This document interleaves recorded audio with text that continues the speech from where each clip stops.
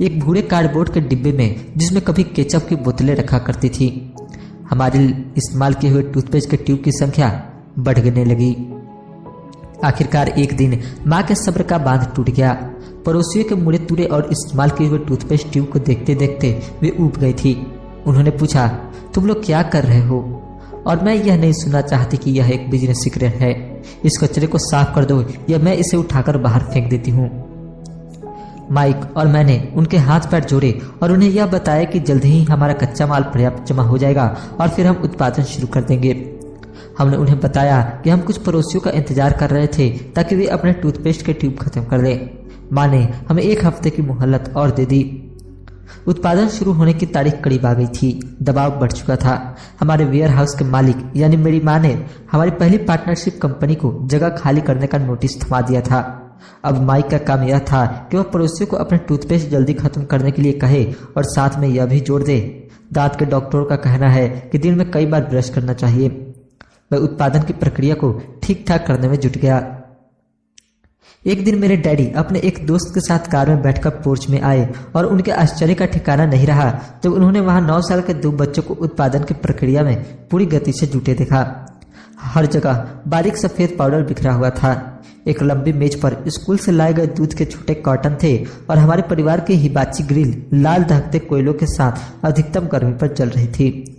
Daddy सावधानी से चलकर हमारे करीब आए। क्योंकि हमारे उत्पादन की प्रक्रिया ने पोर्च पर कब्जा कर लिया था, इसलिए उन्हें कार बाहर ही खड़ी करनी पड़ी। जब वे और उनके दोस्त पास आए तो उन्होंने कोयले के ऊपर रखा एक स्टील का बर्तन देखा जिसमें टूथपेस्ट के ट्यूब पिघल रहे थे। उन दिनों टूथपेस्ट प्लास्टिक के ट्यूब में नहीं आते थे, ट्यूब शीशे के बने होते थे। एक बार पेंट जल जाने पर हम ट्यूब्स को स्टील के बर्तन में डाल देते थे ताकि वह पिघलकर द्रव रूप में आ सके। इस पिघले हुए शीशे को हम छोटे छेद वाले दूध के कार्टनों में डाल रहे थे। दूध के इन कार्टनों में प्लास्टर ऑफ पेरिस भरा था। हर तरफ फैला सफेद पाउडर प्लास्टर ही था जिसे हमने पानी मिलाया था। जल्दीबाजी में मैंने उसके बैग को गिरा दिया था और पूरी जमीन ऐसी लग रही थी जैसे वहां अभी अभी बर्फ का तूफान आया हो। दूध के कार्टन बाहरी बक्से थे जिसके भीतर प्लास्टर ऑफ पेरिस के सांचे थे। मेरे डैडी और उनके दोस्त हमें देखते रहे और हम पिघले हुए शीशे को प्लास्टर ऑफ पेरिस के क्यूब के ऊपर से छोटे से छेद में डालते रहे। संभल कर, मेरे डैडी ने कहा। मैंने बिना सिर उठाए हामी भर दी। आखिरकार जब शीशे को डालने का काम खत्म हो गया तो मैंने स्टील के बर्तन को नीचे रख दिया और फिर अपने डैडी की तरफ देखकर मुस्कुराया। उन्होंने हल्की मुस्कान के साथ पूछा, तुम लोग क्या कर रहे हो?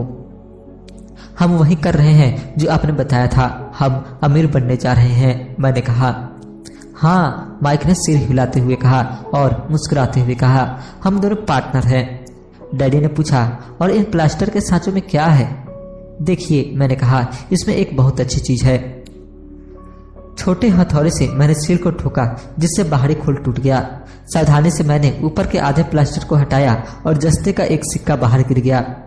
हे भगवान, मेरे डैडी ने कहा, तो तुम लोग जस्ते के सिक्के ढाल रहे थे?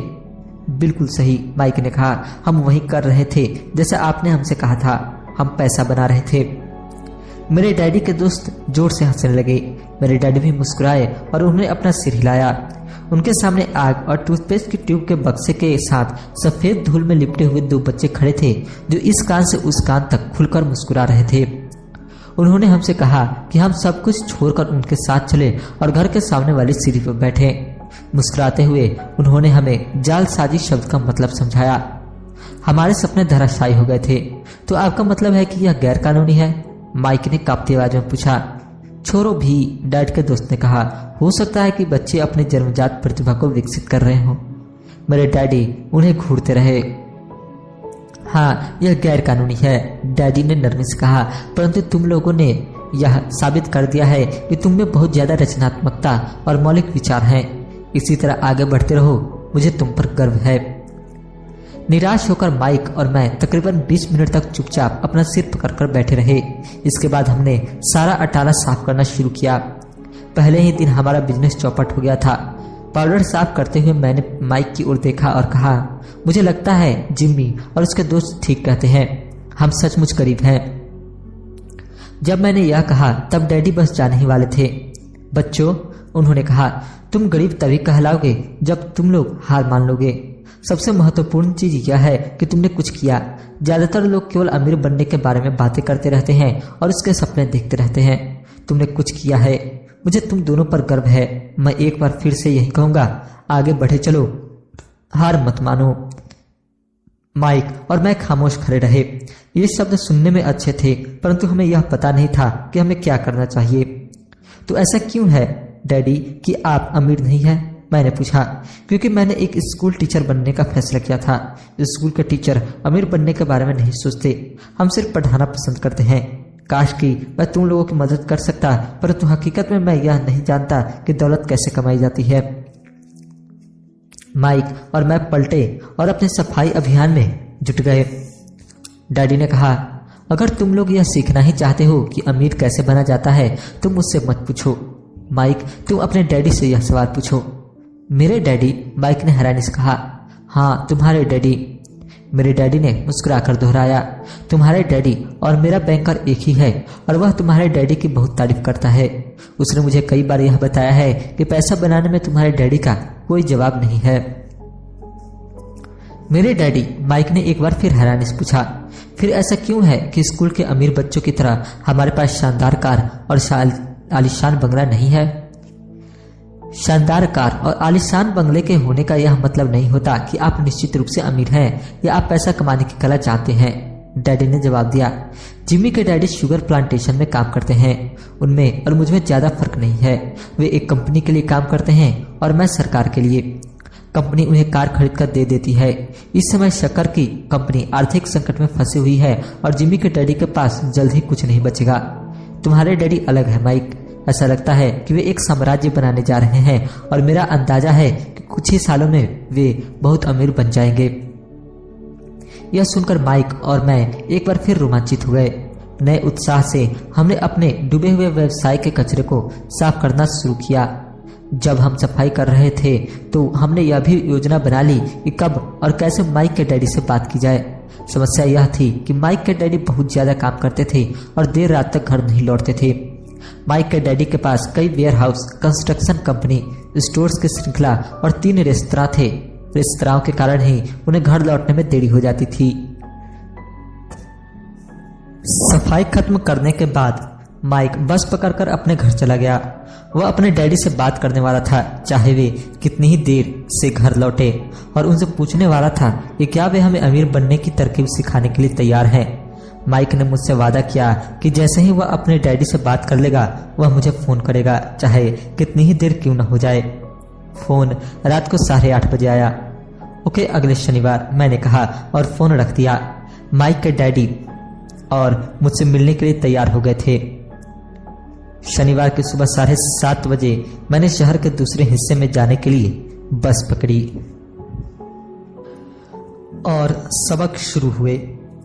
मैं तुम्हें 1 घंटे के 10 सेंट दूंगा। 1956 की तनख्वाह के हिसाब से भी 10 सेंट प्रति घंटे का वेतन कम था। माइकल और मैं सुबह 8 बजे उसके डैडी से मिले। वे पहले से ही व्यस्त थे और उनके पास 1 घंटे से भी ज्यादा का काम मौजूद था। जब मैं उनके साधारण, छोटे और साफ घर के सामने पहुंचा तो मैंने देखा कि उनका कंस्ट्रक्शन सुपरवाइजर अपने पिकअप ट्रक में वहां से जा रहा था। माइक मुझे दरवाजे पर ही मिल गया। डैडी अभी फोन पर हैं और उन्होंने कहा है कि हम लोग पीछे के पोर्च में उनका इंतजार करें, माइक ने दरवाजा खोलते हुए कहा। जब मैंने उस पुराने घर की दहलीज के अंदर कदम रखा तो लकड़ी के पुराने फर्श की चरमराहट सुनाई दी। दरवाजे के भीतर सस्ती सी चटाई थी। चटाई वहां इसलिए रखी गई थी ताकि फर्श पर पड़े अनगिनत कदमों के निशानों को छुपाया जा सके। हालांकि वह साफ थी, पर यह स्पष्ट दिखता था कि उसे बदल लेना चाहिए। जब मैं संकरे लिविंग रूम में घुसा तो मेरा दम घुटने लगा था। वहां पुराने फर्नीचर की बू आ रही थी और निश्चित रूप से उस फर्नीचर को संग्रहालय में होना चाहिए था। सोफे पर 2 महिलाएं बैठी थी जिनकी उम्र मेरी माँ से थोड़ी ज्यादा होंगी। महिलाओं के सामने एक पुरुष मजदूरों के कपड़ों में बैठा हुआ था। उसने खाकी पैंट और खाकी शर्ट पहन रखा था। हालांकि कपड़े साफ और प्रेस किए थे, परंतु उनमें स्टार्च नहीं किया गया था। उस आदमी की उम्र मेरे डैडी से